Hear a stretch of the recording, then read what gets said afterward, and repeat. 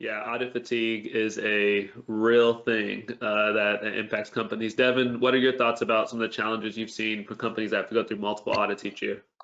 Yeah, so one of my favorite quotes in the security world, I think, comes from Bruce Schneier. It says, "Complexity is the enemy of security."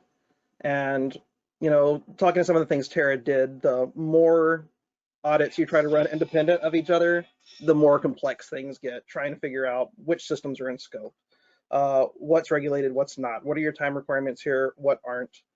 Um, but more than anything for me, I love partnering with the technical teams, and I think asking people to align to multiple control frameworks can be very confusing for those teams. They forget, are we doing this for PCI? Are we doing this for FedRAMP? Are we just doing this because we're doing this? Is it a corporate policy? Um, and so I think that it really helps to align that under a single program to remove that complexity, especially from your technical control owners. And it also helps to prevent that audit burnout because